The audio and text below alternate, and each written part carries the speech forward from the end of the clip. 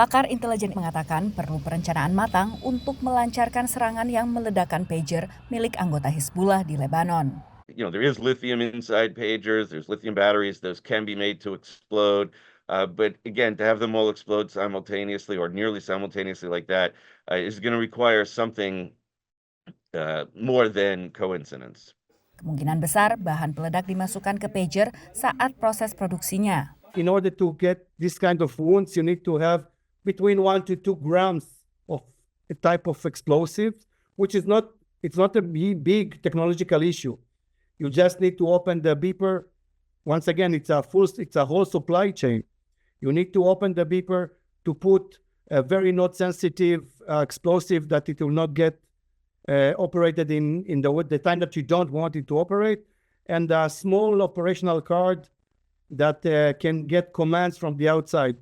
If we all remember how beeper is working, you just send some kind of message from a communication tower and it's spread all over. Menurut Hizbullah, pager ini dipesan dari perusahaan Taiwan bernama Gold Apollo.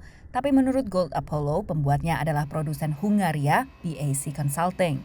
Hizbullah menyalahkan Israel atas peledakan ini dan mengancam pembalasan. Pejabat AS mengatakan tidak tahu-menahu mengenai operasi intelijen menyasar alat komunikasi dan tetap menekankan perlunya pendekatan diplomatik untuk meredakan konflik antara Israel dan Hizbullah. Sehari setelah serangan yang meledakkan pager milik anggota Hizbullah, serangan gelombang kedua terjadi dan menyasar walkie-talkie. Israel sendiri tidak secara eksplisit menyebut bahwa mereka bertanggung jawab atas serangan terhadap alat-alat komunikasi ini, namun menyebut perang telah memasuki fase yang baru. Indonesia termasuk negara yang ikut mengevakuasi warganya dari Lebanon mengantisipasi eskalasi pertempuran. Di luar dari unsur KBRI dan juga di luar dari TNI kita yang ada di selatan, di perbatasan, itu total catatan kami masih ada 147 WNI yang berada di Lebanon.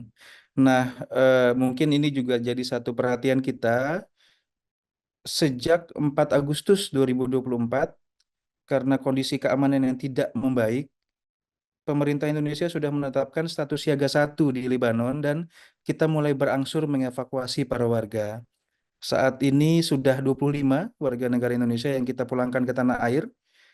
Saat ini juga kita sedang menyiapkan evakuasi berikutnya. Menurut pemerintahan Israel, fokus perang memang ditujukan ke utara yang berbatasan dengan Lebanon guna memungkinkan pemulangan sekitar 60.000 warganya yang telah diungsikan ke wilayah lain sejak meletusnya perang Israel-Hamas. Dari Washington DC, Virginia Gunawan, Eva Masrieva, Yuni Salim, dan tim VOA.